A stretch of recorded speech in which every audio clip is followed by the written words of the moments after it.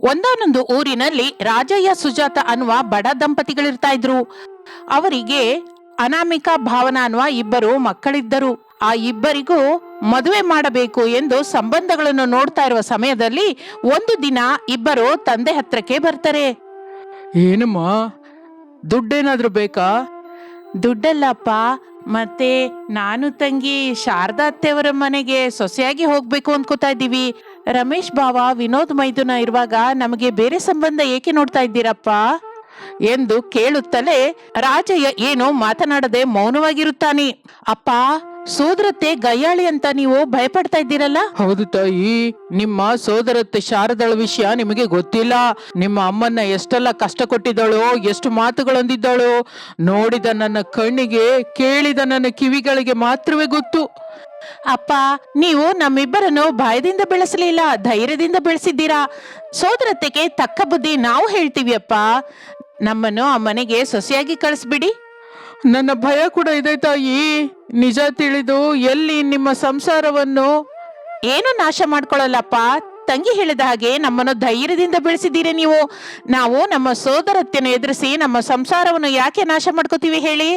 ಎಲ್ಲದನ್ನು ಸಹಿಸ್ಕೋತೀವಿ. ರಮೇಶ್ ಬಾವಂಗೆ ನನ್ನ, ವಿನೋದ್ ಮೈದನನಿಗೆ ತಂಗಿಯನ್ನು ಕೊಟ್ಟು ಮದುವೆ ಮಾಡ್ಬಿಡಿ. ನಾವು ನಮ್ಮ ಸಂಸಾರವನ್ನು ಚೆನ್ನಾಗಿ ಮಾಡಿಕೊಳ್ತಾ ಅತ್ತೆ ಮಾವನನ್ನು ನೋಡ್ಕೊಳ್ತಾ ಮನೆ ಹತ್ರನೇ ಇರ್ತೀವಿ ಎಂದು ಹೇಳುತ್ತಾಳೆ. ತಂದೆ ರಾಜಯ್ಯ ಅದೆಲ್ಲ ನಿಜವೇ ಅಂತ ನಂಬುತ್ತಾನೆ. ಇನ್ನು ಮತ್ತೊಂದು ಕಡೆ, ಏನ ದೊಡ್ಡವನೇ, ನಾನು ಹೇಳೋದು ನೀನು ಅನಾಮಿಕಳನ್ನು ತಮ್ಮ ಭಾವನೆಗಳನ್ನು ಮದುವೆ ಮಾಡ್ಕೋತೀರಾ? ಹೌದಮ್ಮ, ನನಗೆ ಅನಾಮಿಕಾ ಅಂದ್ರೇನೆ ಇಷ್ಟ. ವಿನೋದನಿಗೆ ಭಾವನಾ ಅಂದ್ರೆ ಇಷ್ಟ. ನೀವು ಒಪ್ಕೊಂಡ್ರೆ ಮದುವೆ ಮಾಡ್ಕೋತೀವಿ. ನಾನು ನನ್ನ ತಮ್ಮರ ಹತ್ರ ಹೋಗಿ ನಿನ್ನ ಮಕ್ಕಳನ್ನ ನನ್ನ ಮನೆಗೆ ಸೊಸೆಯಾಗಿ ಕಳಿಸ್ರಿ ಅಂತ ಹೇಳಕ್ಕಾಗಲ್ಲ. ಅವನೇ ಬಂದು ಕೇಳಿದ್ರೆ ಮಾತ್ರ ಬೇಡ ಅಂತ ಹೇಳಲ್ಲ ಮತ್ತೆ, ಸರಿನಾ ಎಂದು ಶಾರದಾ ಹೇಳುತ್ತಲೇ ರಮೇಶ್ ಹೊರಗಡೆಗೆ ಬಂದು ಅನಾಮಿಕಳಿಗೆ ಫೋನ್ ಮಾಡುತ್ತಾನೆ. ಏನಾಯ್ತು ಬಾವ, ಅತ್ತೆ ಒಪ್ಕೊಂಡ್ರಾ? ಒಪ್ಕೊಂಡಿದ್ದಾರೆ ಅನು. ಮಾವಯ್ಯ ಅತ್ತೆನ ಒಂದು ಒಳ್ಳೆ ದಿನ ನೋಡಿ ಕಳಿಸ್ಬಿಡು, ಮಾತಾಡು ಅಂತ ಹೇಳು. ಈಗ್ಲೇ ಹೇಳ್ತೀನಿ ಬಾವ ಎಂದು ಅನಾಮಿಕಾ ಫೋನ್ ಇಟ್ಟು ತಕ್ಷಣ ರಾಜನ ಹತ್ರಕ್ಕೆ ಬರ್ತಾಳೆ. ಅಪ್ಪ, ನೀವು ಹೋಗಿ ಕೇಳಿದ್ರೆ ಅತ್ತೆ ಒಪ್ಕೋತಾಳೆ ಅಂತ ಭಾವ ಫೋನ್ ಮಾಡಿ ಹೇಳಿದ್ರು. ನೀವು ಅಮ್ಮ ಹೋಗಿ ಮಾತಾಡಿ ನಮ್ಮ ಮದುವೆ ಮಾಡ್ಬಿಡಿ. ಹಾಗೆ ತಾಯಿ, ಆದ್ರೆ ಒಂದು ಮಾತು ನೆನಪಿನಲ್ಲಿ ಇಟ್ಕೋ. ಆ ಮನೆಯಲ್ಲಿ ಕಾಲಿಟ್ಟ ಮೇಲೆ ನಿಮ್ಮ ಸೋದರತ್ತೆ ಹೇಗಿದ್ದರೋ ನೀವು ಮಾತ್ರ ಸಮಾಧಾನದಿಂದಿರ್ಬೇಕು. ಹಾಗೆ ಅಪ್ಪ ಎಂದು ಅನಾಮಿಕಾ ಚೆನ್ನಾಗಿ ಹೇಳುತ್ತಾಳೆ. ಇನ್ನು ಮಾರನೇ ದಿನ ರಾಜಯ್ಯ ಸುಜಾತರು ಶಾರದಾ ಪ್ರಸಾದರ ಮನೆಗೆ ಬರುತ್ತಾರೆ. ಎಲ್ಲರೂ ಕೂತ್ಕೊಂಡು ರಮೇಶ್, ಅನಾಮಿಕಾ, ವಿನೋದ್, ಭಾವನಳ ಮದುವೆ ಬಗ್ಗೆ ಮಾತನಾಡುತ್ತಾರೆ. ಸ್ವಲ್ಪ ದಿನದ ನಂತರ ದೊಡ್ಡವರ ಸಮ್ಮುಖದಲ್ಲಿ ಇಬ್ಬರ ಮದುವೆಯನ್ನು ಲಕ್ಷಣವಾಗಿ ನೆರವೇರಿಸುತ್ತಾರೆ. ಅನಾಮಿಕನನ್ನು ರಮೇಶನಿಗೆ, ಭಾವನಾ ವಿನೋದನಿಗೆ ಹೆಂಡತಿಯಾಗಿ ಶಾರದಳ ಮನೆಯಲ್ಲಿ ಕಾಲಿಡುತ್ತಾರೆ. ಮೊದಲಲ್ಲಿ ಶಾರದಾ ಹೊರಗಿನವರ ಮುಂದೆ ಎಷ್ಟೋ ಪ್ರೇಮದಿಂದ ನಟಿಸ್ತಾ ಇದ್ಲು. ಆದರೆ ದಿನ ಕಳೆಯುತ್ತಿದ್ದ ಹಾಗೆ ತನ್ನ ಅಸಲು ಸ್ವಭಾವ ತೋರಿಸಲಿಕ್ಕೆ ಶುರು ಮಾಡ್ತಾಳೆ. ಒಂದು ದಿನ ಶಾರದಾ ಕೋಪದಿಂದ, ಅನಾಮಿಕಾ, ಇನ್ನು ಕೆಲಸ ಎಲ್ಲ ಪೂರ್ತಿಯಾಗಿಲ್ವಾ? ಯಾಕೆ ಲೇಟ್ ಮಾಡ್ತಾ ಇದ್ದೀರಾ? ನಿಮ್ಮಮ್ಮ ಅತ್ತೆಯವರ ಮನೆಯಲ್ಲಿ ಕೆಲಸವೆಲ್ಲ ಲೇಟ್ ಆಗಿ ಮಾಡಿ ಅತ್ತೆಗೆ ಹುಚ್ಚು ಹಿಡಿಯಾಗೆ ಮಾಡು ಅಂತ ಹೇಳಿದ್ಲ ಏನೋ ಎಂದು ಶಾರದಾ ಅನ್ನುತ್ತಾಳೆ. ಆ ಮಾತಿಗೆ ಅನಾಮಿಕಳಿಗೆ ಕೂಡ ಕೋಪ ಬರುತ್ತೆ. ಆದರೆ ಸಮಾಧಾನದಿಂದಿರಬೇಕು ಎಂದು ತನ್ನ ತಂದೆ ಹೇಳಿದ ಮಾತು ನೆನಪಿಗೆ ಬಂದು ನಿಲ್ಲಿಸುತ್ತಾಳೆ. ಹಾಗೇನು ಹೇಳಿಲ್ಲ ಅತ್ತೆ, ಇನ್ನು ಮೇಲಿಂದ ಚಕಚಕ ಮಾಡ್ತೀನಿ ಎಂದು ಹೇಳಿ ಹೊರಟು ಹೋಗುತ್ತಾಳೆ. ಶಾರದಾ ಕಿಚನ್ ಒಳಗೆ ಬರ್ತಾಳೆ. ಅಲ್ಲಿ ಭಾವನಾ ಅಡಿಗೆ ಮಾಡ್ತಾ ಕಾಣಿಸ್ತಾಳೆ. ಏನ್ ಭಾವನಾ, ಮೈ ಹತ್ರ ಇಟ್ಕೊಂಡು ಅಡಿಗೆ ಮಾಡು. ಖಾರ ಇದ್ರೆ ಉಪ್ಪಿರಲ್ಲ, ಉಪ್ಪಿದ್ರೆ ಖಾರ ಇರಲ್ಲ. ನಿಮ್ಮಮ್ಮ ನಿನಗೆ ಹೀಗೆ ಅಡ್ಗೆ ಕಲ್ಸಿದ್ದಾಳ ಏನೋ ಎಂದು ಭಾವನಾಳ ಮೇಲೆ ಕೋಪ ತೋರಿಸ್ತಾಳೆ ಶಾರದಾ. ಇನ್ಮೇಲಿಂದ ನಾನು ಹಾಗಾಗದಾಗೆ ನೋಡ್ತೀನಿ ಅತ್ತೆ ಎಂದು ಭಾವನಾ ಕೂಡ ನಿಧಾನವಾಗಿ ಉತ್ತರ ಹೇಳುತ್ತಾಳೆ. ದಿನ ಕಳೆಯುತ್ತಿದ್ದ ಹಾಗೆ ಹೀಗೆ ಪ್ರತಿ ಚಿಕ್ಕ ವಿಷಯದಲ್ಲಿಯೂ ಇಬ್ಬರನ್ನು ಬೈಯುತ್ತಾ ಇರ್ತಾಳೆ ಶಾರದಾ. ಅವರು ಮಾತ್ರ ತಂದೆಗೆ ಕೊಟ್ಟ ಮಾತು ನೆನಪು ಮಾಡಿಕೊಂಡು ಸಮಾಧಾನದಿಂದ ಇರ್ತಾ ಇದ್ರು. ಆದ್ರೆ ಒಂದು ದಿನ ಅವರ ಸಹನೆ ನಶಿಸುತ್ತದೆ. ಈ ಮನೆಯಲ್ಲಿ ನಾನ್ ಹೇಳಿದ್ದೆ ನಡಿಬೇಕು. ನನ್ನ ಮಾತಿಗೆ ಎದುರು ಹೇಳುವ ಹಕ್ಕು ಯಾರಿಗೂ ಇಲ್ಲ. ಅತ್ತೆ, ನೀವು ದೊಡ್ಡವರು, ನಿಮ್ ಮಾತು ನಮ್ಗೆ ಗೌರವನೇ. ಆದ್ರೆ ಪ್ರೇಮದಿಂದ ಹೇಳಿದ್ರೆ ಕೆಲ್ಸವಾಗುತ್ತಲ್ಲ ಅತ್ತೆ. ಏನೋ ನೀನೇ ನನಗೆ ಬುದ್ಧಿ ಹೇಳ್ತಾ ಇದೀಯಾ? ಇಲ್ಲ ಅತ್ತೆ, ನೀವು ಕೋಪದಿಂದಿದ್ರೆ ಈ ಮನೇಲಿ ಎಲ್ರೂ ಭಯಪಡ್ತಾ ಇದ್ದಾರೆ. ಮನೆ ಆನಂದ ಪ್ರೇಮದಿಂದಲೇ ಇರುತ್ತಲ್ವಾ? ಏನೋ ಅಕ್ಕ ತಂಗಿಯರಿಬ್ಬರಿಗೆ ಬಾಯಿ ಎಳಿತಾ ಇದೆ. ಅನಾಮಿಕಾ ಏನು ಮಾತನಾಡದೆ ಬಾಗಿಲ ಹತ್ರಕ್ಕೆ ಬಂದು ಸುತ್ತಮುತ್ತಲು ನೋಡುತ್ತಾಳೆ. ಯಾರೂ ಕಾಣಿಸಲಿಲ್ಲ. ಬಾಗಿಲು ಹಾಕಿ ಶಾರದಳ ಹತ್ರಕ್ಕೆ ಬರ್ತಾಳೆ. ಅನಾಮಿಕಾ, ಭಾವನಾ ಅದೊಂಥರ ಶಾರದಳ ಕಡೆ ನೋಡ್ತಾ ಇರ್ತಾರೆ. ನನ್ ಕಾಲ್ ಹಿಡ್ಕೋತೀರಾ ಅಂತ ಅರ್ಥವಾಯ್ತು, ಹಿಡ್ಕೊಳ್ಳಿ. ಎಂದು ತನ್ನ ಕಾಲನ್ನು ಟೀಪಾಯಿ ಮೇಲೆ ಇಡುತ್ತಾಳೆ. ಅಷ್ಟೇ, ಸೊಸೆಯರಿಬ್ಬರು ಜಗಳವಾಡಲಿಕ್ಕೆ ಶುರು ಮಾಡ್ತಾರೆ. ಮಾತಿಗೆ ಮಾತು ಅಂದುಕೊಳ್ಳುತ್ತಾ ಒಬ್ಬರನ್ನೊಬ್ಬರು ಹೊಡ್ಕೋತಾ ಇರ್ತಾರೆ. ಏಯ್ ನಿಲ್ಲಿಸ್ರೆ, ಯಾಕೆ ನೀವೇ ಜಗಳ ಆಡ್ತಾ ಇದ್ದೀರಾ, ಬೈಕೋತಾ ಇದ್ದೀರಾ, ಒಬ್ಬರನ್ನೊಬ್ಬರು ಯಾಕೆ ಹೊಡ್ಕೋತಾ ಇದ್ದೀರಾ ಎಂದು ಅವರ ಮಧ್ಯದಲ್ಲಿ ಹೋಗುತ್ತಾಳೆ ಶಾರದಾ. ಅಷ್ಟೇ, ಸೊಸೆಯರಿಬ್ಬರು ಅವರ ಪ್ಲಾನ್ ಅನ್ನು ಅಮಲು ಮಾಡಲಿಕ್ಕೆ ಸಿದ್ಧ ಮಾಡುತ್ತಾರೆ. ಭಾವನಾ ಅನಾಮಿಕಳನ್ನು ಹೊಡಿಲಿಕ್ಕೆ ಹೋಗ್ತಾಳೆ. ಅನಾಮಿಕ ತಪ್ಪಿಸಿಕೊಳ್ಳುತ್ತಾಳೆ. ಮಧ್ಯದಲ್ಲಿರುವ ಶಾರದಾಳ ದವಡೆ ಹೊಡೆಯುತ್ತದೆ. ಸಾರಿ ಅತ್ತೆ, ಮಧ್ಯದಲ್ಲಿ ನೀವೇನಕ್ಕೆ ಬಂದ್ರಿ ಹೇಳಿ ಎಂದು ಭಾವನಾ ಅನ್ನುತ್ತಾ ಇರುವಾಗ ಅನಾಮಿಕ ಈ ಸಲ ಭಾವನಳನ್ನು ಹೊಡೆಯಲಿಕ್ಕೆ ಹೋಗ್ತಾಳೆ. ತಕ್ಷಣ ಭಾವನಾ ತಪ್ಪಿಸಿಕೊಳ್ಳುತ್ತಾಳೆ. ಶಾರದಾಳ ಮತ್ತೊಂದು ದವಡೆ ಹೊಡೆಯುತ್ತದೆ. ಅಯ್ಯೋ ಅತ್ತೆ, ಸೋದರತ್ತನ್ನು ಹೊಡೆದ ಸೊಸೆಯರಾಗೆ ನಮ್ಗೆ ಹೆಸರು ತರಬೇಕು ಅಂತ ನೋಡ್ತಾ ಇದ್ದೀರಾ ಏನೋ, ಯಾಕೆ ಹೀಗೆ ಮಾತಿನ ಮಧ್ಯದಲ್ಲಿ ಬರ್ತಾ ಇದ್ದೀರಾ ಎಂದು ಅಮಾಯಕವಾಗಿ ಕೇಳುತ್ತಾಳೆ. ಅದೆಲ್ಲ ಪ್ರಸಾದ್ ಕಿಟಕಿ ಹತ್ರ ನಿಂತ್ಕೊಂಡು ನೋಡ್ತಾ ಇರ್ತಾನೆ. ಭಲೆ ಸಂತೋಷ ಪಡ್ತಾನೆ. ಹೋಗ್ಲಿ ಬಿಡು, ನಾನು ಮಾಡದ ಕೆಲ್ಸನ ಈ ಮನೆಗೆ ಬಂದ ವಾರಿಗೆ ತಿರು ಮಾಡ್ತಾ ಇದ್ದಾರೆ. ನೋಡೋದಕ್ಕೆ ಕಣ್ಣು ಹಬ್ಬವಾಗಿ ಇದೆ, ಹೊಟ್ಟೆ ತುಂಬಿದೆ. ಇನ್ನು ಚೆನ್ನಾಗಿ ಹೊಡಿರಮ್ಮ ಸೊಸೆರೇ, ಇದೇ ಒಳ್ಳೆ ಅವಕಾಶ. ಹೊಡೀರಿ ಹೊಡೀರಿ. ಬಾಗ್ಲು ಹಾಕಿದ್ರೆ ಅತ್ತೆ ಸೊಸೆಯರೇನೋ ಮುದ್ದಿನ ಮಾತಾಡ್ತಾ ಇದ್ದಾರೆ ಅಂದ್ಕೊಂಡೆ, ಆದ್ರೆ ಸೋದರತಿಗೆ ಬುದ್ಧಿ ಹೇಳುವ ಕೆಲಸದಲ್ಲಿದ್ದೀರಾ ಅಂತ ತೀರ ನೋಡಿದ ಮೇಲೆ ಅರ್ಥವಾಯ್ತು ಎಂದು ಅಂದುಕೊಂಡು ಬಂದು ಬಾಗಿಲು ತಟ್ಟುತ್ತಾನೆ. ಅನಾಮಿಕ ಬಾಗಿಲು ತೆಗೆಯುತ್ತಾಳೆ. ಪ್ರಸಾದ್ ಒಳಗಡೆಗೆ ಬರ್ತಾನೆ. ಊದಿದ ದವಡೆಯಿಂದಿರುವ ಶಾರದಳನ್ನು ನೋಡಿ ಕರುಣೆಯಿಂದ ನೋಡುತ್ತಾ, ಅಯ್ಯೋ ಶಾರದಾ, ನೀನನ್ನು ಹೀಗೆ ನೋಡಲಾರ್ದೆ ಹೋಗ್ತಾ ಇದ್ದೇನೆ. ಊದಿದ ನಿನ್ನ ದವಡೆ ನೋಡ್ತಾ ಇದ್ರೆ ಕರುಳು ಚುರುಕ್ಕನತ್ತೆ.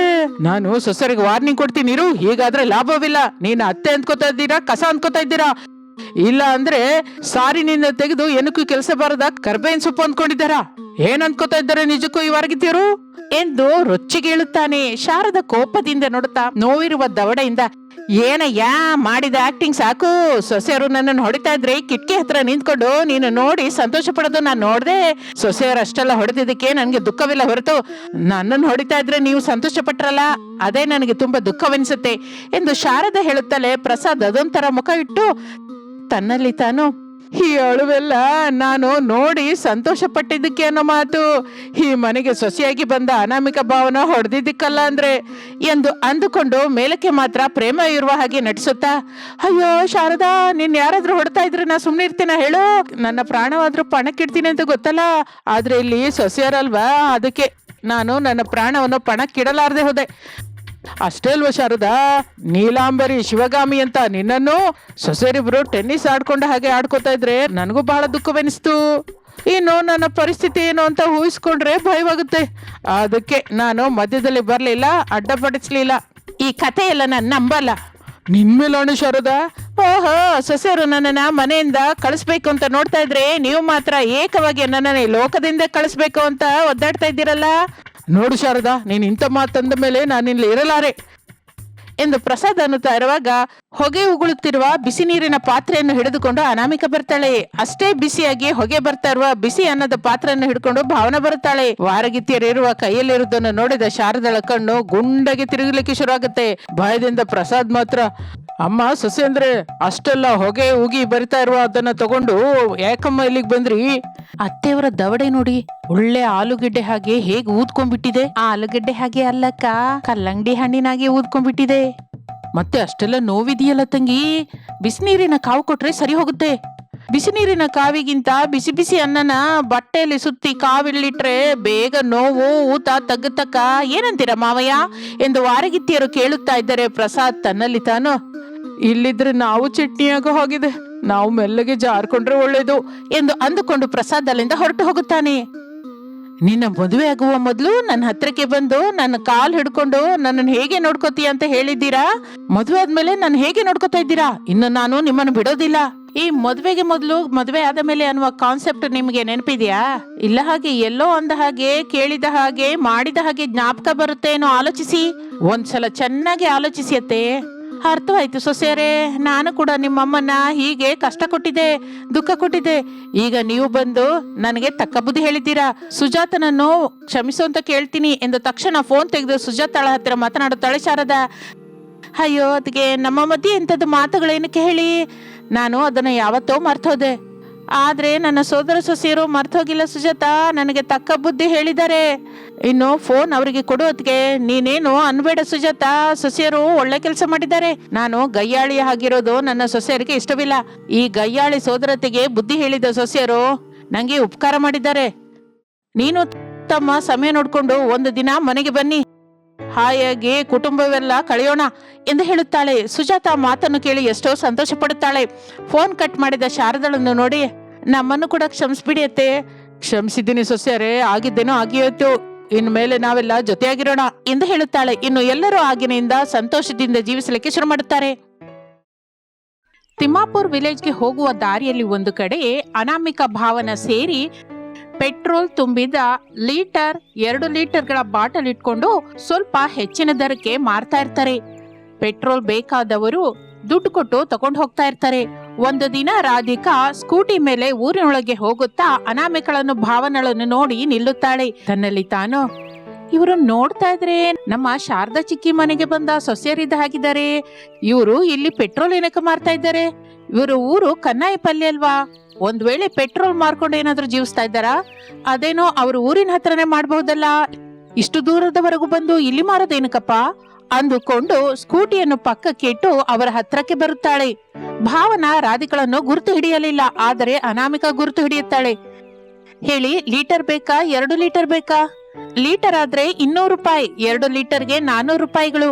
ನಿಮ್ಗೆ ಎಷ್ಟು ಬೇಕೋ ಹೇಳಿ ಎಂದು ಕೇಳುತ್ತಾಳೆ. ರಾಧಿಕಾ ಅನಾಮಿಕಳನ್ನು ನೋಡುತ್ತಾ, ಏನು ದೊಡ್ಡದಿಗೆ, ನಾನ್ಯಾರೋ ಚಿಕ್ಕತಿಗೆ ಗೊತ್ತಿಲ್ವಾ ಅಂತ ಕೇಳುತ್ತಾಳೆ. ಆ ಮಾತನ್ನು ಕೇಳಿ ಭಾವನಾ ಅಯೋಮಯದಿಂದ ನೋಡ್ತಾಳೆ. ನೀವಿರುವುದು ಕನ್ನಾಯಿಪಲ್ಲಿ ಗ್ರಾಮ, ಇದೇನೋ ತಿಮ್ಮಾಪುರಕ್ಕೆ ಹೋಗುವ ಜಾಗ, ಅಂದ್ರೆ ಸುಮಾರಾಗಿ 10 ಕಿಲೋಮೀಟರ್ ದೂರ ಇರುತ್ತೆ. ಅಲ್ಲಿಂದ ಇಲ್ಲಿಗೆ ಬಂದು ಪೆಟ್ರೋಲ್ ನೆನಕೆ ಮಾರ್ತಾ ಇದ್ದೀರಾ? ಎಲ್ಲಿಂದ ಪೆಟ್ರೋಲ್ ತಗೊಂಡ್ಬರ್ತಾ ಇದ್ದೀರಾ? ಇಲ್ಲಿ ನೋಡು ರಾಧಿಕಾ, ಈಗ ನೀನು ಮನೆಗೆ ಹೋಗು, ನಾನು ಫೋನ್ ಮಾಡಿ ನಿನಗೆಲ್ಲ ವಿವರ ಹೇಳ್ತೀನಿ. ನಮ್ಮನ್ನ ಇಲ್ಲಿ ನೋಡಿದ ಹಾಗೆ ಅತ್ತೆಗೆ ಹೇಳ್ಬೇಡ ಪ್ಲೀಸ್, ನಮ್ಮನ್ನ ಅರ್ಥ ಮಾಡ್ಕೋ, ನಮಗೆ ಸಹಾಯ ಮಾಡು ಸಾಕು. ನಿಮ್ಮನ್ನು ನಾನು ಬದುಕಿರುವಷ್ಟು ಕಾಲ ನೆನೆಸ್ಕೋತೀನಿ. ಓಹೋ, ಇಲ್ಲಿ ಪೆಟ್ರೋಲ್ ಮಾರ್ತಾ ಇರೋ ವಿಷಯ ನಮ್ಮ ಚಿಕ್ಕಮ್ಮಂಗೆ ಗೊತ್ತಿಲ್ಲ ಅನ್ನೋ ಮಾತು. ಹೌದು ರಾಧಿಕಾ, ಅತ್ತೆಗೆ ಗೊತ್ತಿಲ್ಲ, ನಿಂಗ್ ಕೂಡ ಗೊತ್ತಿಲ್ಲ. ನೀನು ನಮ್ಮನ್ನ ನೋಡಿಲ್ಲ, ನಾನು ನಿನಗೆ ಎಂತಹ ಪೆಟ್ರೋಲು ಮಾರ್ಲಿಲ್ಲ. ಸರಿನಾ ರಾಧಿಕಾ? ಪ್ಲೀಸ್ ನಮ್ಮನ್ನು ಸ್ವಲ್ಪ ಅರ್ಥ ಮಾಡ್ಕೋ. ಬೇಕು ಅಂದ್ರೆ 1 ಲೀಟರ್ ಪೆಟ್ರೋಲ್ ತಗೊಂಡು ಹೋಗು. ನನ್ನ ಚಿಕ್ಕಮ್ಮನಿಗೆ ನಿಜ ಹೇಳ್ತಾ ಇದ್ರೆ ನನ್ನ ಹೊಟ್ಟೆಲಿ ಗಾಳಿ ಬಲೂನ್ ಹಾಗೆ ತಯಾರಾಗುತ್ತೆ. ಅದಕ್ಕೆ ಈ ವಿಷಯದಲ್ಲಿ ನನ್ನ ಬಿಟ್ಬಿಡು, ನಿಜ ಹೇಳ್ಬಿಡ್ತೀನಿ. ಅಂತ ಕೆಲಸ ಮಾತ್ರ ಮಾಡ್ಬೇಡ ರಾಧಿಕಾ. ಈ ದಿನ 2,000 ಬಂದಿದೆ, ಆ ದುಡ್ಡು ಬೇಕಿದ್ರೆ ನೀನು ತಗೋ ಎಂದು ಅನಾಮಿಕ ಹೇಳುತ್ತಲೇ ರಾಧಿಕಾ ಸಂತೋಷ ಪಡುತ್ತಾಳೆ. ಇನ್ನು ಮತ್ತೊಂದು ಕಡೆ, ಏನ್ ಶಾರದಾ ಅಷ್ಟು ದೀರ್ಘವಾಗಿ ಆಲೋಚಿಸ್ತಿದ್ಯಾಕೆ? ನಮ್ಮ ಸೊಸೆಯರ ಬಗ್ಗೆನೇ ಆಲೋಚಿಸ್ತಾ ಇದ್ದೀನಿ ರೀ. ನಮ್ಮ ಸೊಸೆಯರಿಗೇನಾಗಿದೆ? ಇಬ್ಬರು ಚೆನ್ನಾಗಿದ್ದಾರಲ್ಲ, ಬ್ರಹ್ಮಾಂಡವಾಗಿ ದಿನಕ್ಕೆ 2,000 ರೂಪಾಯಿ ಸಂಪಾದಿಸ್ತಾ ಇದ್ದಾರೆ. ಆ ದುಡ್ಡು ತಂದು ನಿಂಗೆ ಕೊಡ್ತಾ ಇದ್ದಾರಲ್ಲ. ಇಷ್ಟಕ್ಕೂ ಯಾಕೆ ಅವ್ರ ಬಗ್ಗೆ ಅಷ್ಟು ದೀರ್ಘವಾಗಿ ಆಲೋಚಿಸ್ತಾ ಇದೆಯೋ ನಂಗೆ ಅರ್ಥವಾಗಿಲ್ಲ. ದಿನಕ್ಕೆ 2,000 ತಗೊಂಡ್ಬರ್ತಾ ಇದ್ದಾರೆ, ಚೆನ್ನಾಗೇ ಇದೆ. ಆದ್ರೆ ಸೊಸೆಯರು ಮಾಡ್ತಾ ಇರುವ ವ್ಯಾಪಾರವೇನೋ ನನಗೇನೋ ಅರ್ಥವಾಗ್ತಾ ಇಲ್ಲ. ಯಾವ ವ್ಯಾಪಾರವಾದ್ರೆ ಏನು ಶಾರದಾ? ನಮ್ಮ ಸೊಸೆಯರು ಮಕ್ಕಳಿಗಿಂತ ಹೆಚ್ಚು ಪ್ರಯೋಜಕರಾಗಿದ್ದಾರೆ, ಅದಕ್ಕೆ ನಾವು ಸಂತೋಷ ಪಡಬೇಕು. ಅಷ್ಟೇ ಹೊರತು ಅವರು ಮಾಡ್ತಾ ಇರುವ ವ್ಯಾಪಾರದ ಬಗ್ಗೆ ಯಾಕೆ ಅಷ್ಟೆಲ್ಲ ಆಲೋಚಿಸೋದು ಹೇಳು? 3 ದಿನದ ಕೆಳಗೆ ಪಕ್ಕದ ಬೀದಿಯಲ್ಲಿರುವ ಸುಬ್ಬಮ್ಮ ನಮ್ಮ ಮನೆಗೆ ಬಂದಿದ್ಲು. ಯಾಕೆ? ಉಪ್ಪಿನಕಾಯಿಗೋಸ್ಕರನಾ? ಅಲ್ಲ, ನಮ್ಮ ಸೊಸೆಯರು ಅವರ ಕಾರಿಂದ ಪೆಟ್ರೋಲ್ ಕಳ್ಳತನ ಮಾಡ್ತಾ ಇದ್ರೆ ನೋಡಿದ್ಲಂತೆ. ಅಂದ್ರೆ ಆ ಸುಬ್ಬಮ್ಮ ಹೇಳಿದ ಮಾತುಗಳನ್ನ ನಂಬ್ತಾ ಇದೆಯಾ ಏನೋ? ಒಂದು ಸುಬ್ಬಮ್ಮ ಮಾತ್ರನೇ ಅಲ್ಲ ರೀ, ಪಕ್ಕದ ಮನೆ ನಾಗರಾಜ್ ಅವರು, ಆ ಕಡೆ ಮನೆ ಶೋಭಾ, ಆ ಚಿಕ್ಕ ಮನೆ ಮಾಣಿಕ್ಯ, ಎಲ್ರು ಹೀಗೆ 5-6 ಜನ ಬಂದು ನನಗೆ ಹೇಳಿದ್ರು ಈ ವಿಷಯ. ಅಬ್ಬಾ ಸಾಕು ಬಿಡು ಶಾರದಾ, ಅವರ ಕಣ್ಣ ಮುಂದೆ ನಮ್ಮ ಸೊಸೆಯರು ಪೆಟ್ರೋಲ್ ಕಳ್ಳತನ ಮಾಡ್ತಾ ಇದ್ರೆ ಆಗ ಏನಕ್ಕೆ ಹಿಡಿಲಿಲ್ಲಂತೆ? ಆಗ ಹಿಡ್ಕೊಳ್ಳೋದೆ ಕತ್ತೆ ಕಾಯ್ತಾ ಇದ್ದಾರಂತ. ನೀವೆಷ್ಟು ಹೇಳಿದ್ರು ನನಗೇನಕ್ಕೋ ಸೊಸೆಯರ ಮೇಲೆ ಅನುಮಾನ ಆಗ್ತಾ ಇದೆ. ಇನ್ನು ನಿನ್ಯಾರು ಸರಿ ಮಾಡಲ್ಲ ಎಂದು ಪ್ರಸಾದ್ ಹೊರಟು ಹೋಗುತ್ತಾನೆ. ಇನ್ನು ಅಲ್ಲಿ ರಾಧಿಕಂಗೆ ಅನಾಮಿಕ ದುಡ್ಡು ಕೊಡ್ತಾ ಇದ್ರೆ ಭಾವನಾ ಅಡ್ಡಪಡಿಸುತ್ತಾಳೆ. ಅಕ್ಕ, ನಾವು ದುಡ್ಡು ಕೊಡಬಾರ್ದು, ಅತ್ತೆಗೆ ನಿಜ ಹೇಳು ಅಂತ ಹೇಳು. ಈಗ ಈ ರಾಧಿಕಾ ಬಂದಿದ್ದಾಳೆ, ನಾಳೆ ಇನ್ಯಾರೋ ಮಾಧವಿ ಬರ್ತಾಳೆ, ನಾಡಿದ್ದು ಮೇಘನಾ ಬರ್ತಾಳೆ. ಹೀಗೆ ಬಂದವರೆಲ್ಲರಿಗೂ 2,000 ಕೊಟ್ಕೊಂಡು ಹೋದ್ರೆ ಇನ್ನು ನಮಗೇನು ಮಿಕ್ಕುತ್ತೆ ಹೇಳು? ನಾವು ಎಷ್ಟು ಕಷ್ಟಪಡ್ತಾ ಇದೀವಿ ನಿಂಗೆ ಗೊತ್ತಿಲ್ವಾ ಅಕ್ಕ ಎಂದು ಹೇಳುತ್ತಾಳೆ. ಆ ಮಾತಿಗೆ ರಾಧಿಕಂಗೆ ಕೋಪ ಬರುತ್ತೆ. ಕ್ಷಣ ಕೂಡ ತಡ ಮಾಡಲಿಲ್ಲ, ಫೋನ್ ತೆಗೆದು ಶಾರದಂಗೆ ಫೋನ್ ಮಾಡ್ತಾಳೆ. ಫೋನ್ ಸ್ಪೀಕರ್ ಅಲ್ಲಿ ಇಡ್ತಾಳೆ. ಹಲೋ, ಯಾರು ಮಾತಾಡ್ತಾ ಇರೋದು? ನಾನು ಚಿಕ್ಕಮ್ಮ, ರಾಧಿಕಾ, ನಿಮ್ಮ ಶ್ಯಾಮಲಾಕ್ಕನ ಮಗಳು, ತಿಮ್ಮಾಪುರಿಂದ ಮಾತಾಡ್ತಾ ಇದ್ದೀನಿ. ನೀನ ತಾಯಿ? ಅಮ್ಮ ಅಪ್ಪ ಚೆನ್ನಾಗಿದ್ದಾರಮ್ಮ? ಚೆನ್ನಾಗಿದ್ದಾರೆ ಚಿಕ್ಕಮ್ಮ ಎಂದು ಸ್ವಲ್ಪ ಹೊತ್ತು ಮಾತನಾಡಿ ಅನಾಮಿಕಾ ಭಾವನ ಪೆಟ್ರೋಲ್ ಮಾರ್ತಾ ಇರೋ ವಿಷಯ ಹೇಳುತ್ತಾಳೆ ರಾಧಿಕಾ. ಶಾರದಂಗೆ ನಿಮಿಷದ ಹೊತ್ತು ಮಾತೇ ಬರಲಿಲ್ಲ. ಚಿಕ್ಕಮ್ಮ ಚಿಕ್ಕಮ್ಮ ಲೈನಲ್ಲೇ ಇದೀಯಾ? ಹಾ ಇದೀನಮ್ಮ ಇದೀನಿ. ನಾನೇ ಮಾರಾಟ ಮಾಡೋ ಅಂದೆಮ್ಮ ಅವರಿಗೆ. ನಮ್ಮೂರಲ್ಲಂತೂ ಎಲ್ರು ತಿಳಿದವರೇ ಇರ್ತಾರೆ. ಆ ಪೆಟ್ರೋಲ್ ಎಲ್ಲ ಸರಿಯಾಗಿ ಮಾರಾಟವಾಗಲ್ಲ, ಬೇರೆ ಕಡೆ ಆದ್ರೆ ಚೆನ್ನಾಗಿರುತ್ತೆ ಅಂತ ಅಲ್ಲೇ ಮಾರು ಅಂತ ಹೇಳ್ದೆ. ಸರಿ ಚಿಕ್ಕಮ್ಮ, ಈ ವಿಷಯ ಹೇಳೋಣ ಅಂತ ಕಾಲ್ ಮಾಡ್ದೆ ಎಂದು ಫೋನ್ ಇಟ್ಟು ಏನು ಮಾತನಾಡದೆ ರಾಧಿಕಾ ತನ್ನ ಸ್ಕೂಟಿ ಮೇಲೆ ಹೊರಟು ಹೋಗುತ್ತಾಳೆ. ಅನಾಮಿಕಾ ಭಾವನ ಮುಖ ನೋಡ್ಕೋತಾರೆ. ಮನೆಗೆ ಹೋದ ಮೇಲೆ ನಮಗೆ ಮಾಮೂಲಾಗಿರಲ್ಲ ತಂಗಿ. ಭಯಪಡ್ಬೇಡ ಅಕ್ಕ, ನಾವು ದುಡ್ಡನ್ನೇನು ವೃಥಾ ಖರ್ಚು ಮಾಡ್ತಾ ಇಲ್ವಲ್ಲ.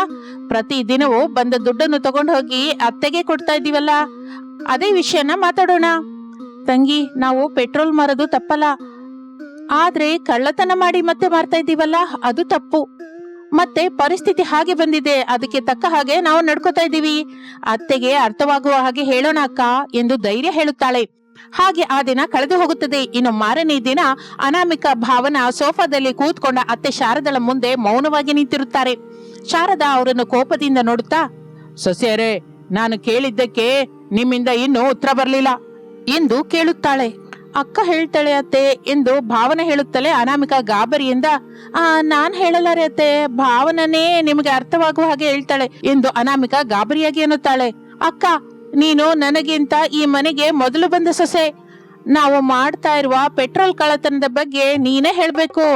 ಇದೇ ನ್ಯಾಯ, ಧರ್ಮ ಕೂಡ ಎಂದು ಆವೇಶವಾಗಿ ಹೇಳಿ ತಕ್ಷಣ ತುಟಿ ಕಚ್ಚಿಕೊಳ್ಳುತ್ತಾಳೆ. ಶಾರದಾ ಆಶ್ಚರ್ಯ ಹೋಗುತ್ತಾಳೆ. ಏನೋ ಇಬ್ರು ಸೇರಿ ಪೆಟ್ರೋಲ್ ಕಳ್ಳತನ ಮಾಡ್ತಾ ಇದ್ದೀರಲ್ವಾ ಎಂದು ಕೇಳುತ್ತಾಳೆ. ಅನಾಮಿಕಾ ಭಾವನ ಅದೊಂಥರ ಮುಖ ನೋಡ್ಕೋತಾರೆ. ಹೇಳಿ, ನೀವಿಬ್ಬರು ಸೇರಿ ಪೆಟ್ರೋಲ್ ಕಳ್ಳತನ ಮಾಡ್ತಾ ಇದ್ದೀರಾ? ಅಂದ್ರೆ ಊರಿನವರ ಪೆಟ್ರೋಲ್ ಕಳ್ಳತನ ಮಾಡೋದು ನೀವಿಬ್ರೇನಾ? ಹೇಳಿ ಸೊಸೆಯರೇ, ನಿಜ ಹೇಳಿ. ಊರಲ್ಲಿ ಆಗ್ತಾ ಇರುವ ಪೆಟ್ರೋಲ್ ಕಳ್ಳತನ ನಿಮ್ದೇ ಅಲ್ವಾ? ಹೌದು ಅತ್ತೆ, ನಾವೇ. ಈಗ ಪೆಟ್ರೋಲ್ ಕೊರತೆ ಇದೆ ಅಂತ ಮನೆಯಲ್ಲಿರುವ ಕಾರುಗಳಿಂದ ಬೈಕ್ಗಳಿಂದ ಪೆಟ್ರೋಲ್ ಕಳ್ಳತನ ಮಾಡಿಕೊಂಡು ಹೆಚ್ಚು ರೇಟಿಗೆ ಮಾರ್ತಾ ಇದ್ದೀವಿ. ಆ ದುಡ್ಡೇ ತಂದು ನಿಮಗೆ ಕೊಡ್ತಾ ಇದ್ದೀವಿ. ಬಹಳ ದೊಡ್ಡ ತಪ್ಪು ಮಾಡ್ತಾ ಇದ್ದೀರಾ ಸೊಸೆಯರೇ, ನಾನು ನಿಮ್ಮನ್ನ ಕ್ಷಮಿಸಲ್ಲ. ನಿಮಗೆ ತಕ್ಕ ಶಿಕ್ಷೆ ಪಡ್ಲೇಬೇಕು. ಅಂದ್ರೆ ಈಗ ನಮ್ಮನ್ನ ಆ ಪೊಲೀಸರಿಗೆ ಹಿಡಿಸ್ಕೊಡ್ತಿರತ್ತೆ? ಹೌದು, ಈಗ ಪೊಲೀಸರಿಗೆ ಹಿಡಿಸ್ಕೊಡ್ಲೇಬೇಕು. ನಿಂಗೆ ಗೊತ್ತಾ ಭಾವನಾ, ನೀವಿಬ್ಬರು ಮಾಡುವ ಕೆಲಸ ಚಿಕ್ಕ ತಪ್ಪಲ್ಲ. ಪೆಟ್ರೋಲ್ ಕಳ್ಳತನ ಅಂದ್ರೆ ಅದೊಂದು ದೊಡ್ಡ ಅಪರಾಧ. ಊರಿನವರು ನಂಬಿ ಬೈಕು ಕಾರುಗಳನ್ನ ಮನೆ ಮುಂದೆ ಇಟ್ಟಿದ್ರೆ ನೀವೇನೋ ರಾತ್ರಿ ಹೋಗಿ ಆ ಪೆಟ್ರೋಲ್ ಕಳ್ಳತನ ಮಾಡ್ಕೊಂಡು ತಗೊಂಡ್ಬರ್ತಾ ಇದ್ದೀರಾ. ಅತ್ತೆ, ನಮ್ಮನ್ನು ಕ್ಷಮಿಸ್ಬಿಡಿ ಅತ್ತೆ, ನಾವಿಬ್ಬರು ತಪ್ಪು ಮಾಡಿದ್ದೀವಿ. ಕ್ಷಮಿಸಲಿಕ್ಕೆ ಇದು ಮದುವೆ ಜಗಳ ಅಲ್ಲ ಸೊಸೆ, ಕಳ್ಳತನ. ಊರಿನ ಜನರನ್ನು ಮೋಸ ಮಾಡಿದ್ದೀರಿ ನೀವು. ಮನೆಗಾಗಿ ಕಳ್ಳತನ ಮಾಡಿದ್ದೀರಾ? ನಮ್ಮ ಮನೆ ಹೆಸರು, ನಮ್ಮ ಗೌರವ ಏನಾಗಿ ಹೋಗ್ಬೇಕು ಹೇಳಿ? ಅತ್ತೆ, ನಿಜ ಹೇಳ್ಬೇಕು ಅಂತಂದ್ರೆ ನಮ್ಮ ಗಂಡಂದಿರು, ಅದೇ ನಿಮ್ಮ ಮಕ್ಕಳು ಸಂಬಳ ಮನೆಗೆ ಕೊಡ್ತಾ ಇಲ್ಲ. ಸಾಲಗಳೇನೋ ಹೆಚ್ಚಾಗಿ ಹೋಗಿದೆ. ಬಡ್ಡಿಯವರು ದಿನವೂ ಮನೆಗೆ ಬಂದು ಮನೆ ಮುಂದೆ ನಿಂತು ಜಗಳ ಮಾಡ್ತಾ ಇದ್ದಾರೆ. ಅದಕ್ಕೆ ನಾವು ಭಯಪಟ್ಟು ಹೀಗೆ ಮಾಡಿದ್ವಿ. ಶಾರದಾ ಮಾತಿಗೆ ಆಶ್ಚರ್ಯ ಹೋಗುತ್ತಾಳೆ. ಏನೋ ಸಾಲ ಮಾಡಿದ್ದಾರಾ? ಎಷ್ಟುವರೆಗೂ ಇರುತ್ತೆ ಸೊಸೆ? ₹1,00,000 ಅತ್ತೆ.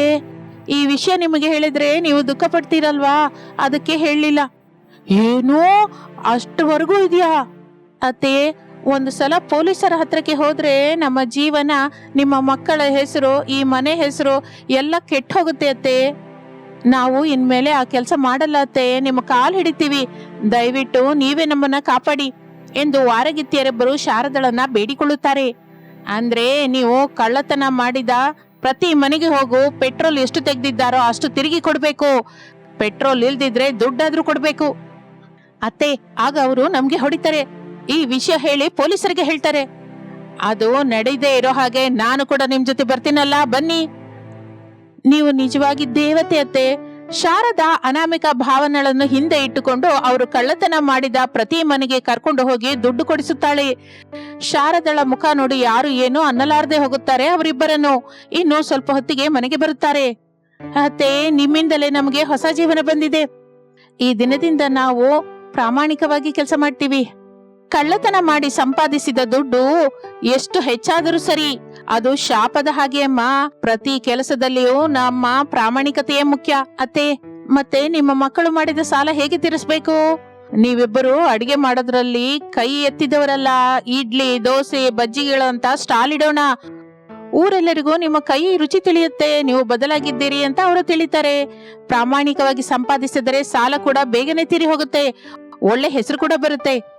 ಇನ್ನು ಮಾರನೇ ದಿನದಿಂದ ಅನಾಮಿಕ ಭಾವನ ಪೆಟ್ರೋಲ್ ಕಳ್ಳತನ ಮಾಡುವುದನ್ನು ಬಿಡುತ್ತಾರೆ. ಅವರು ಇಟ್ಟ ಚಿಕ್ಕ ಟಿಫಿನ್ ಸ್ಟಾಲ್ ಊರಿನಲ್ಲಿ ಕೆಲವು ದಿನಕ್ಕೆ ದೊಡ್ಡ ಹೆಸರು ತರುತ್ತದೆ. ಸಾಲ ನಿಧಾನವಾಗಿ ತೀರುತ್ತದೆ. ಮುಖ್ಯವಾಗಿ ಆ ಮನೆಯ ಗೌರವ ತಿರುಗಿ ಬರುತ್ತದೆ.